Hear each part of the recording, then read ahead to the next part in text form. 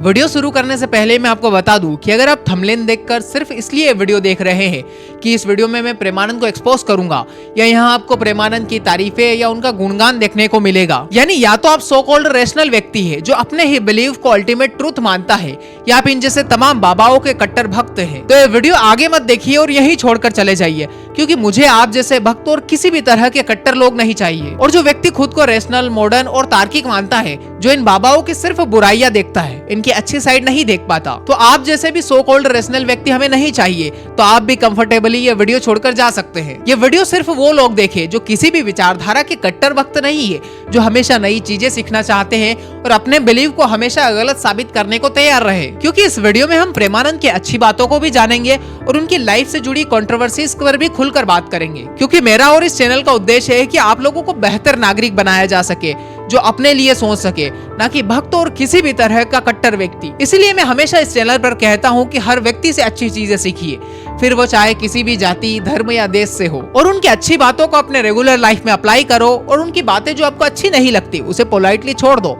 और यही है एक मैच्योर इंसान, परिपक्व इंसान की निशानी। तो हर एपिसोड की तरह पहले हम जानेंगे प्रेमानंद के अर्ली लाइफ के बारे में, फिर उनके त्याग की कहानी को समझेंगे, फिर उनकी टीचिंग को समझेंगे और अंत में हम उनकी कंट्रोवर्सीज और उन पर जो सवाल उठते आए हैं उन पर बात करेंगे। उनके कंट्रोवर्सी वाले सेक्शन में हम उन सारे सवालों के जवाब ढूंढने की कोशिश करेंगे जो सो कॉल्ड एजुकेटेड और रेशनल व्यक्ति उन पर उठाते हैं। सबसे पहले मैं आपको क्लियर कर दूं कि इस वीडियो की रिसर्च से पहले मैंने उनके आज तक कोई वीडियो नहीं देखी, उनकी कोई किताबें नहीं पढ़ी और उनके कोई भी प्रवचन नहीं सुने। लेकिन इस वीडियो की रिसर्च के दौरान मैंने उनके कई सारे प्रवचन सुने, उनके वीडियोस देखे, उनके ऊपर लिखे गए आर्टिकल्स और न्यूज़पेपर्स पढ़े और जो क्रिटिक्स उनके खिलाफ बोलते हैं उनकी बातों को भी पढ़ा। तो जो कुछ भी आज इस वीडियो में मैं बताने वाला हूँ इन सोर्सेज से ही बताने वाला हूँ, न तो मैं सिर्फ इसमें अंधी तारीफ करूंगा और न ही अंधा विरोध। हम सोर्सेज से चलेंगे और फैक्ट से बात करेंगे, क्योंकि किसी भी तरह की एक्सट्रीम आपको सच्चाई से दूर ले जाती है। इसीलिए हम दोनों तरफ के पर्सपेक्टिव आपको बताएंगे, फिर आपको तय करना है कि आप प्रेमानंद को सुनने वाले हैं या नहीं। आगे बढ़ने से पहले मैं आपको बता दूं कि अगर आप किसी भी बाबा के भक्त न बनकर अपनी इंडिपेंडेंट थिंकिंग डेवलप करना चाहते हैं और उसके लिए दुनिया के तमाम फिलोसोफर, बुक्स और स्पिरिचुअलिटी के बारे में जानना चाहते हैं, तो हमारा थिंकर्स रूम ज्वाइन करिए, जिसमें आपके जैसे लोग होंगे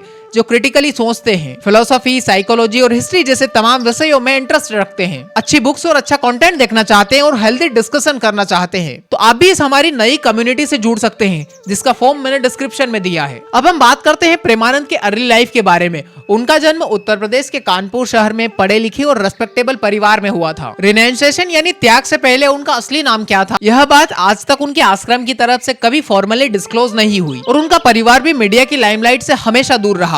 कोई इंटरव्यू नहीं और कोई पब्लिक अपीयरेंस नहीं। कानपुर गंगा नदी के किनारे बसा हुआ एक बड़ा इंडस्ट्रियल शहर है, जहाँ मॉडर्न इकोनॉमिक लाइफ और पुरानी रिलीजियस लाइफ दोनों साथ साथ चलती है। यहाँ कई सारी फैक्ट्रियाज भी है और मंदिर भी है, ट्रेड भी होता है और ट्रेडिशन भी है। ऐसे मिले जुले माहौल में एक बच्चा बचपन से ही दुनिया के प्लेजर्स में बिल्कुल इंटरेस्ट नहीं रखता था। वो अपने आप में उस समाज में थोड़ा अलग ही माना जाता होगा। डिवोटीज बताते हैं कि प्रेमानंद बचपन से ही घंटों प्रेयर्स में डूबे रहते थे और आम बच्चों की तरह खेलकूद या मौज मस्ती करने के बजाय उन्हें बचपन से ही राधा और कृष्ण का नाम जपना बहुत पसंद था। उसकी एजुकेशन सेकेंडरी स्कूल तक हुई और कहा जाता है कि बचपन से ही हिंदी और संस्कृत की तरफ उनका झुकाव था, लेकिन उसकी हायर एजुकेशन को लेकर कोई वेरीफाइड रिकॉर्ड मौजूद नहीं है और शायद उसे इसकी जरूरत भी महसूस नहीं हुई, क्योंकि उसकी दुनिया थोड़ी अलग हो गई थी। अपने लेट टीन्स और अर्ली 20s में ही प्रेमानंद ने बिना किसी को बताए और बिना फेयरवेल के ही अपना घर छोड़ दिया, सिर्फ एक विचार के साथ कि राधा ही सत्य है। उनके आश्रम की बायोग्राफी में इस पल को बहुत ही सादगी से बयां किया गया है, जैसे बाकी भक्ति संतों के किस्सों में होता है। जैसे तुकाराम हो, चैतन्य महाप्रभु हो या हरिवंश महाप्रभु, इन सब की कहानियों में एक कॉमन पैटर्न मिलता है,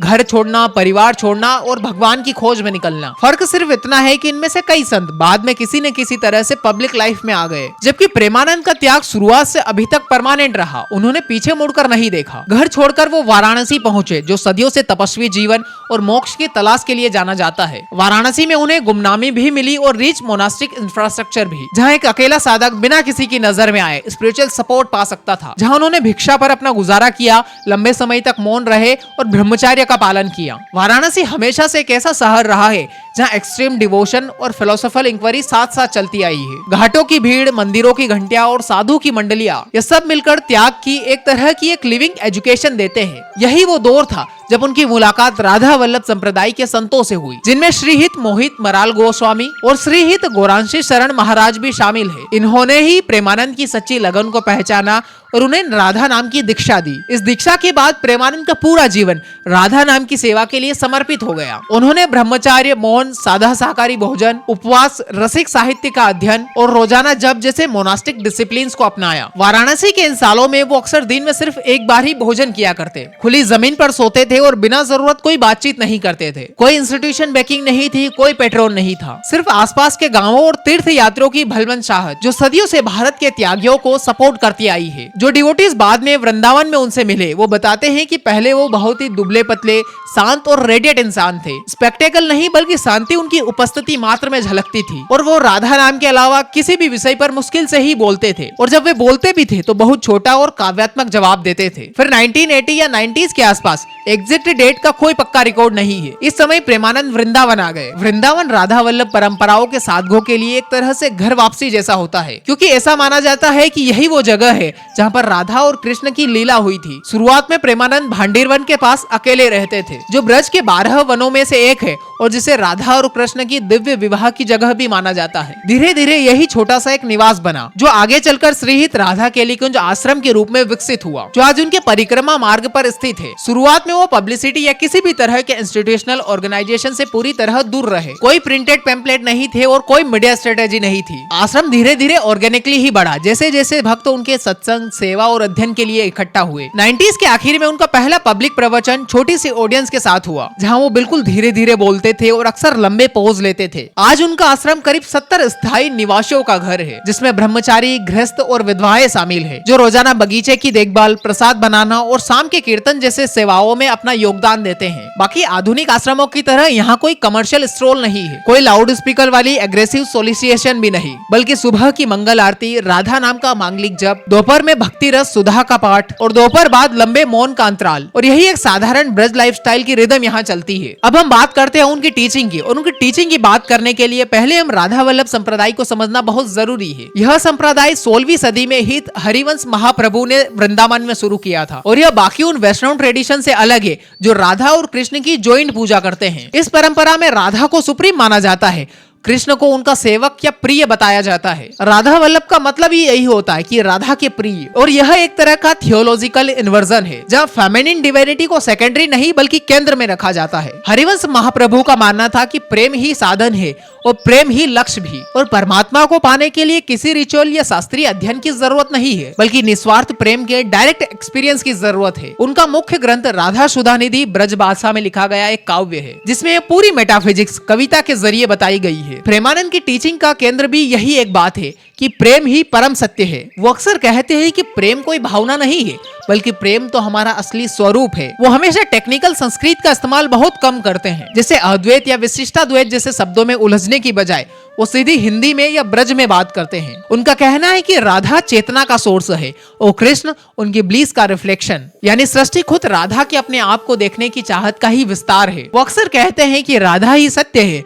और कृष्ण उनका प्रकट रूप है। इस एक लाइन में उनकी पूरी थियोलॉजी समझ आती है। उनकी टीचिंग्स में भक्ति को डिसिप्लिन की तरह परफॉर्म करने वाली चीज नहीं बताया जाता है, बल्कि उसे एक ऐसी अवस्था बताया जाता है जिसे अनवील करना है। वो सिखाते हैं कि नाम जप, तीर्थ यात्रा या सेवा, यह सब प्रारंभिक साधन है। असली लक्ष्य वो स्पॉन्टेनियस अवस्था है जहाँ राधा का स्मरण बिना किसी प्रयास के अपने आप बहता रहे। प्रेमानंद अक्सर एक ब्रिज कहावत दोहराते हैं कि प्रेम बिना प्रभु मिले नहीं और प्रेम मिले तो प्रभु दूर नहीं, यानी हमारा प्रयास एक पुल है एफर्टलेसनेस तक पहुंचने का। वो रिचुअल्स को गलत नहीं बताते, लेकिन कहते हैं कि जब ये मैकेनिकल बन जाए तो यही रुकावट का कारण बन जाते हैं। उनका बताया हुआ प्रैक्टिकल रास्ता भी बहुत सीधा है। सच्चे मन से राधा का नाम लो और साधना का घमंड मत करो। ऐसे लोगों की संगत में रहो जो तुम्हें डिवाइन लव की याद दिलाए। बिना किसी अपेक्षा के सेवा करो और बाहर और भीतरी तरफ से मौन रहने का प्रयास करो। और यह 5 सूत्र उनकी टीचिंग का प्रैक्टिकल कोर बन जाते हैं। मौन उनकी टीचिंग में बहुत बड़ी जगह रखता है। जब बहुत सारे संत जप और कीर्तन पर जोर देते हैं, वहीं प्रेमानंद मौन को ही सबसे ऊंचा कीर्तन मानते हैं। उनका कहना है कि शब्द तो एक सिर्फ सीढ़ी है, असली अनुभव तो शब्दों के परे हैं। वो अक्सर कहते हैं कि बोले तो खो जाए, चुप रहे तो समाये। यह एटीट्यूड दुनिया भर की मिस्टिक ट्रेडिशन में दिखती है। कबीर की निर्गुण भक्ति से लेकर ईसाई की मिस्टिक तक, जहाँ भाषा एक्सपीरियंस के सामने चुप हो जाती है। वो नाम और मौन को एक दूसरे का विरोधी नहीं बल्कि पूरक मानते हैं। कहते हैं कि वाणी बाहर की तरफ ले जाती है, वही मौन भीतर की तरफ, और इन दोनों के बीच नाम एक पुल की तरह काम करता है जो ध्वनि और शांति दोनों को जोड़ता है। उनकी एथिक्स भी उनकी मेटाफिजिक्स से सीधी जुड़ी हुई है। अगर सारे प्राणी राधा की चेतना का ही रूप है तो किसी और को दुख देना खुद के प्रेम को ही चोट पहुंचाना है। वो करुणा, शुद्धता और वैराग्य इन तीनों पर जोर देते हैं, लेकिन इन्हें किसी कमेंडमेंट की तरह थोपते नहीं हैं, बल्कि कहते हैं कि यह गुण खुद ब खुद आता है जब अंदर का जागरण होता है। प्रेमानंद कहते हैं कि करुणा बनने की कोशिश मत करो, राधा को याद रखो, करुणा अपने आप बनेगी, भले ही तुम दयालु बनना भूल जाओ। उनकी वैराग्य की परिभाषा भी एग्जैजरेट तपस्या दिखाने वाली नहीं है। वो कहते हैं कि असली त्याग वो शांत हृदय है जो कुछ भी अपना नहीं मानता, भले ही वो अबेंडेंस के बीच में ही क्यों न जी रहा हो। उनके प्रवचनों में विरह और मिलन की थीम भी बार बार नजर आती है। भक्त की शुरुआत ईश्वर की चाहत और उसकी कमी महसूस करने से शुरू होती है, और जब ये चाहत सेल्फ इंटरेस्ट से मुक्त हो जाती है तो यही चाहत रियलाइजेशन का माध्यम बन जाती है। और राधा के विरह को आत्मा की उस कॉस्मिक इच्छा के रूप में देखते हैं जो अपने सोर्स की तरफ लौटना चाहती है। इस फ्रेमवर्क में दुख को सेक्रेड वैल्यू मिल जाती है। विरह की तपस्या ईगो को जलाकर राधा की शाश्वत मौजूदगी को उजागर कर देती है। सूरदास के प्रसिद्ध पद को रिफ्रेमिंग करते हुए प्रेमानंद कहते हैं कि दुख में तो हर कोई ईश्वर को याद करता है, लेकिन सुख में शायद ही कोई करता है। लेकिन वो उसे उलट देते हैं, कहते हैं कि असली भक्ति तो वो है जो रिलीफ की उम्मीद के बिना भी प्रेम जगाए रखे। एक इंटरेस्टिंग बात यह है कि प्रेमानंद अपने आप को गुरु मानने से भी इनकार करते हैं। वो कहते हैं कि मैं गुरु नहीं, याद दिलाने वाला हूँ। उनके अनुसार असली गुरु तो प्रेम खुद है। बाहर के शिक्षक, बाहर के गुरु तो सिर्फ एक शीशे की तरह है जो शिष्य की भीतरी तैयारी को रिफ्लेक्ट करते हैं। और प्रेमानंद कहते हैं कि मुझे मत पूछो, अगर मेरे शब्द तुम्हें राधा तक ले जाए तो मुझे भूल जाओ। ये सेल्फ एफेसिंग एटीट्यूड ही इनकी स्पिरिचुअल अथॉरिटी को और मजबूत करता है, क्योंकि पावर को त्यागने में ही वो उसे एम्बॉडी करते नजर आते हैं। और यही चीज उन्हें बाकी गुरु से अलग करती है जो खुद को ब्रांड की तरह प्रेजेंट करते हैं। एक और पहलू जो अक्सर छूट जाता है वो उनके राधा को समझने का तरीका। वो कहते हैं कि राधा किसी माइथोलॉजिकल कैरेक्टर की तरह नहीं है, बल्कि डिवाइन कंपैशन की एक लिविंग एनर्जी है। उनके प्रवचनों में राधा एक साथ गुरु भी है, शक्ति भी है और एब्सोल्यूट कॉन्शियसनेस भी। रासलीला में राधा की चुप्पी को वो सहनशीलता नहीं मानते, बल्कि उसे प्रेम में पूरी तरह एब्जॉर्ब होने की अवस्था मानते हैं। उनका कहना है कि राधा किसी शास्त्रों में नहीं मिलती, बल्कि उस हृदय में मिलती है जो खुद को भूल चुका है। यह पर्सनलाइजेशन उन्हें मीरा और सूरदास जैसे संतों से जोड़ता है, जिन्होंने भी डिवाइन फिगर्स को बाहर की जगह भीतर की चेतना के रूप में देखा। फिर भी वो राधा वल्लभ फ्रेमवर्क के भीतर ही रहते हैं। कभी कोई सेक्टेरियन इनोवेशन नहीं करते, बल्कि उसी इमोशन कोर को नई सिरे से जीवंत करते हैं। इनका एक और सेंट्रल प्रैक्टिस है राधा का निरंतर स्मरण। यह मंत्र बेस्ड मेडिटेशन जैसे मैकेनिकल नहीं है, बल्कि हर पल की लिविंग अवेयरनेस है। वो शिष्यों को सलाह देते हैं कि अपने दिन की शुरुआत राधा को भीतर ही भीतर नमन करके शुरू करो। खाना खाते वक्त, चलते वक्त, बोलते वक्त, हर काम में यह अवेयरनेस बनी रहे कि राधा हर जगह मौजूद है। धीरे धीरे स्मरण इतना गहरा हो जाता है कि फिर वो बिना किसी एफर्ट के नेचुरल बन जाता है, और तभी मेडिटेशन और जीवन के बीच की सीमा मिट जाती है। फिर हर काम पूजा बन जाता है और तुम्हारी हर सांस प्रार्थना बन जाती है। स्कॉलर्स जो दुनिया भर की मिस्टिसिज्म को कंपेयर करते हैं, वो प्रेमानंद की बातों में क्रिश्चियन, सूफी और बुद्धिस्ट ट्रेडिशन के साथ स्ट्राइकिंग सिमिलरिटीज पाते हैं। उनका कहना कि प्रेम ही अस्तित्व है मास्टर इकाद की उस फेमस बात को याद दिलाता है, जिसमें वो कहते हैं कि जिस आंख को मैं ईश्वर से देखता हूँ वही आंख है जिससे ईश्वर मुझे देखता है। उनका विरह को पवित्र मानना रूमी की उस पोइट्री से मिलता जुलता है जो चाहत को रियलाइजेशन का इंजन मानती है। लेकिन जहाँ बहुत सारे यूनिवर्सल मिस्टिक अलग अलग ट्रेडिशन के बीच की लकीरें धुंधली कर देते हैं, वहीं प्रेमानंद हमेशा ब्रज की कॉन्क्रीट इंटीमेसी में ही रहते हैं, गीत, धूल, गाए और आंसुओं की उस दुनिया में। और उनकी यूनिवर्सलिटी किसी एब्स्ट्रैक्शन से नहीं बल्कि इसी लोकेलिटी की गहराई से निकलती है। अब हमने उनकी टीचिंग्स को अच्छे से समझ लिया है तो एक सवाल सामने आता है कि जो साधु पब्लिसिटी से इतना दूर भागता है वो मिलियंस ऑफ फॉलोअर्स तक कैसे पहुंच गया? इसका एकमात्र जवाब है डिजिटल मीडिया। 2000 की शुरुआत में उनके भक्तों ने हैंड हेल्ड कैमरा से उनके प्रवचन को रिकॉर्ड करना शुरू किया और फिर सीडी से होते हुए कंटेंट यूट्यूब जैसे प्लेटफॉर्म पर आ गया। प्रेमानंद का कोई अपना ऑफिशियल सोशल मीडिया अकाउंट नहीं है। उनके फॉलोअर्स और उनकी संस्था ही उनके नाम से चैनल चलाती है। नेचुरल लाइटिंग, आश्रम की एम्बिएंट आवाजें और धीमी पेसिंग, यही वजह उन्हें ऑथेंटिक बनाती है। व्यूअर्स अक्सर यह समझते हैं कि यह किसी लेक्चर को देखना जैसा नहीं है, बल्कि उनकी प्रेजेंस में बैठने जैसा एहसास होता है। 2015 के आसपास जब भारत में सस्ता डेटा हुआ, तब उनकी रीच भी काफी बढ़ गई। आज उनके व्यूज करोड़ों में है, उनके कई सारे चैनल चलते हैं और उनके सुनने वालों में आज सिर्फ ब्रज या उत्तर प्रदेश के लोग नहीं है बल्कि दुनिया भर के लोग हैं। करीब 1/3 ऑनलाइन व्यूअर्स भारत के बाहर से भी है, अमेरिका, ब्रिटेन, कनाडा और गल्फ जैसे देशों से। उनके काफी सारे फॉलोवर्स टेक्नोलॉजी, एजुकेशन और हेल्थ केयर के प्रोफेशनल्स हैं, जिन्हें उनकी टीचिंग्स इमोशनल इंटेलिजेंस की तरह अपील करती है, कम्पिटिटिव अर्बन लाइफ के अगेंस्ट एक काउंटर नैरेटिव की तरह। अब तक हमने जो बात की वो है उनकी सिर्फ पॉजिटिव साइड, लेकिन जैसा मैंने वीडियो की शुरुआत में कहा था, इस वीडियो में हम उनकी कंट्रोवर्सीज और उनकी नेगेटिव साइड को भी समझेंगे और ये भी समझेंगे कि क्यों आज के टाइम जितने भी गॉडमैन या बाबाज हैं, फिर चाहे वो कितने भी अच्छे या कितने भी पॉजिटिव लगे, उनके ऊपर हमें सवाल उठाना एक हेल्दी सोसाइटी की निशानी है। सबसे पहले उनके उसी क्रिटिसिज्म पर बात करते हैं जिसकी बदौलत आज आप और हम उन्हें देख पाते हैं, यानी उनका कंटेंट इकोसिस्टम। कुछ लोगों ने नोटिस किया कि प्रेमानंद के बाद एक प्रॉपर टेक्निकल कंटेंट टीम है, महंगे कैमरा, लाखों के इक्विपमेंट्स और कुछ वीडियो में उनकी बहुत एक्सपेंसिव लग्जरीज गाड़ियां भी दिखती है। उनके भक्त ये जवाब देते हैं कि ये सारी चीजें उनके भक्तों ने ही उन्हें दान की है,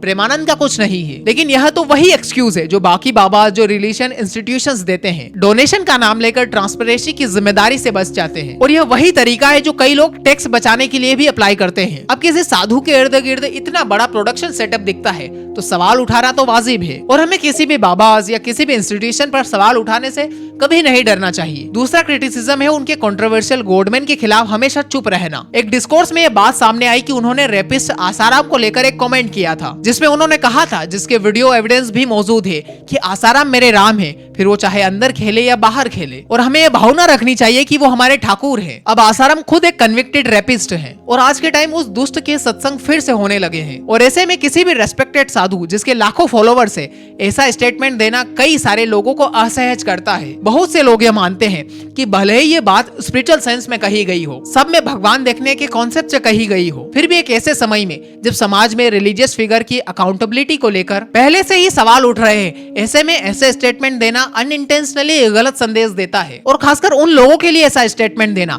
जिनके क्राइम पहले से साबित हो चुके हैं। और यह हर प्रेमानंद के भक्तों को क्रिटिकली सोचना चाहिए कि क्या एक रेपिस्ट को भगवान मानना चाहिए। तीसरा क्रिटिसिज्म है जनरेशनल थिंकिंग का। उनके प्रवचनों में कई बार वो कहते हैं कि अकेले अपनी बहन के साथ ज्यादा समय बिताना नहीं चाहिए, या बड़े बेटे के साथ माँ को अकेले नहीं सोना चाहिए, क्योंकि इंद्रियां बड़े बड़े विद्वानों को भी भटका देती है। अब यह बात मॉडर्न एजुकेटेड ऑडियंस को थोड़ी आउटडेटेड लग सकती है, और कई लोगों ने इसकी आलोचना भी की है और करनी भी चाहिए, लेकिन इसे दूसरे कॉन्टेक्स्ट में भी समझना जरूरी है। जिस जनरेशन से प्रेमानंद आते हैं, उस दौर में यह सोच काफी कॉमन थी, और यह सोच सिर्फ उनकी नहीं है बल्कि पूरी उनकी जनरेशन की ऐसी ही सोच है। ये सब बुरा कहने से पहले हमें समझना है कि यह इग्नोरेंस नहीं बल्कि उस समय की उनकी एजुकेशन है। फिर भी क्रिटिकल व्यूअर के तौर पर हमें समझना जरूरी है कि जब प्रेमानंद आज की युवा पीढ़ी को संबोधित करते हैं तो उन्हें पुरानी थिंकिंग को छोड़ देना चाहिए, फिर वो चाहे उम्र में कितने भी बड़े हो या कितना भी एक्सपीरियंस हो, आज की पीढ़ी के लिए आउटडेटेड है। इसीलिए हमें हमेशा बड़े या बूढ़े लोगों की बात नहीं माननी चाहिए बल्कि समझदार लोगों की बात माननी चाहिए,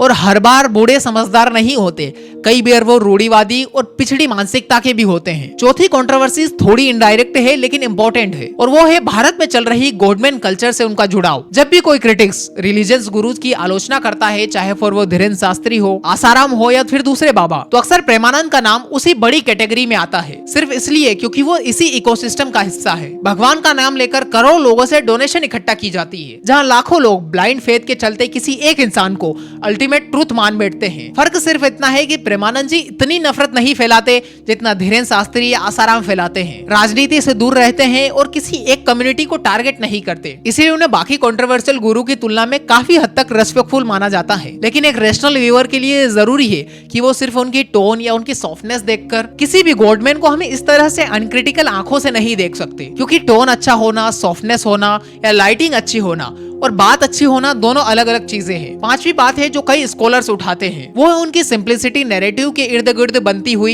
हिस्टोरिकल रोमांटिसिज्म। कुछ क्रिटिक्स कहते हैं कि उनके फॉलोवर्स उनकी सादगी को जिस तरह से ग्लोरीफाई करते हैं, उससे वृंदावन की अर्बनाइजेशन, गरीबी और एनवायरमेंट की डिग्रेडेशन की कई समस्याएं पीछे छूट जाती है। कुछ लोग यह भी सवाल उठाते हैं कि हमेशा अपॉलिटिकल स्पिरिचुअलिटी कहीं न कहीं उनके स्टेटस को भी सपोर्ट करती है, यानी चीजें जैसी है वैसे ही रहने देने में मदद करती है, क्योंकि अगर कोई इतना इन्फ्लुएंशियल पर्सन किसी भी सोशल इशू पर बात नहीं करता तो उसका साइलेंस एक पॉलिटिकल अफेक्ट भी है, क्योंकि इतने फॉलोवर्स होने के बावजूद अगर वो किसी मुद्दे को उठाते हैं तो सरकार पर उसका प्रेशर पड़ेगा और वो मुद्दा जल्दी सॉर्ट हो सकता है। लेकिन उनके भक्त कहते हैं कि उनके साइलेंस एस्केपिस्ट नहीं है बल्कि एथिकल है, पॉलिसी सजेस्ट नहीं करती बल्कि अपने आप को शांति का उदाहरण पेश करते हैं। यह डिबेट आज भी खुली हुई है, क्या एक साधु को सोशल रिफॉर्म में उतरना चाहिए या सिर्फ उसके ऊपर उठकर रहना चाहिए, और इसका कोई सही जवाब मैं तो नहीं सोच पाता, इसीलिए यह आपके ऊपर छोड़ता हूँ। अब जो चीज जो इस पूरे मामले में मुझे पर्सनली सबसे ज्यादा सोचने पर मजबूर करती है वो है कि भारत में जितने भी गॉडमैन है, फिर वो चाहे कितने भी अच्छे लगे, हमें हमेशा उनसे डिस्टेंस बनाए रखनी चाहिए और क्रिटिकल थिंकिंग को कभी नहीं रोकना चाहिए, कभी बंद नहीं करना चाहिए। प्रेमानंद की टीचिंग में बहुत कुछ ऐसा है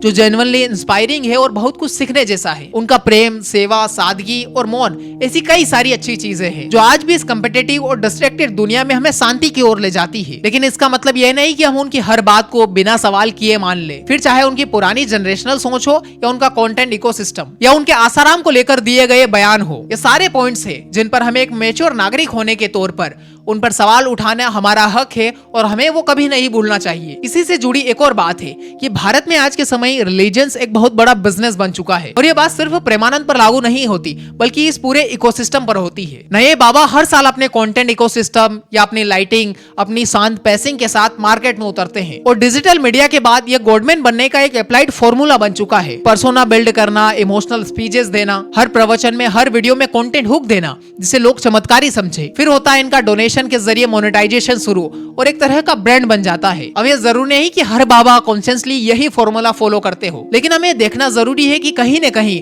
हर बाबा इस इकोसिस्टम का हिस्सा है जहां लाखों गरीब और अनपढ़ लोग एक ही इंसान को अपना अल्टीमेट ट्रूथ या अपना भगवान मान लेते हैं। फर्क सिर्फ इतना है कि इस पूरे इकोसिस्टम में अभी तक प्रेमानंद थोड़े कम हार्मफुल है क्योंकि वो नफरत नहीं फैलाते और पॉलिटिक्स से दूर रहते हैं। लेकिन इसका मतलब यह नहीं कि हमें प्रेमानंद से सवाल पूछना बंद कर देना चाहिए कि आखिर इतने बड़े कंटेंट सेटअप और डोनेशन इकोनॉमी के पीछे अकाउंटेबिलिटी किसकी है। और एक और बात ध्यान देने वाली यह है कि उनके बहुत सारे फॉलोअर्स लगभग उन्हें परफेक्ट मान बैठे हैं और यही सबसे बड़ी रिस्क है एक देश के साथ, एक समाज के तौर पर। फिर वो चाहे कितना भी अच्छा गुरु क्यों न हो, कितनी भी अच्छी बातें क्यों न करता हो, लेकिन जब लोग उसे धीरे धीरे भगवान मान बैठते हैं तो एक सोसाइटी की ग्रोथ के लिए बहुत बड़ा रिस्क है। अगर हम प्रेमानंद की तुलना बाकी स्पिरिचुअल मॉडर्न गुरु से करें जैसे सदगुरु जग्गी वासुदेव और श्री रविशंकर के साथ, तो एक कॉमन पॉइंट यह है कि तीनों इंडिविजुअल वेलबिंग की बात करते हैं। लेकिन प्रेमानंद इस मामले में थोड़े अलग हो जाते हैं क्योंकि वो पेड वर्कशॉप और ब्रांडेड टीचिंग की बात नहीं करते। अम्बा यानी माता अमृतानंदमयी के साथ अगर उनकी तुलना करें तो दोनों कंपेशन और साइलेंस पर जोर देते हैं। प्रेमानंद की तुलना में कहीं ज्यादा बड़ा और ऑर्गेनाइज्ड है। नीम करोली बाबा या माँ आनंदमयी से उनकी पब्लिसिटी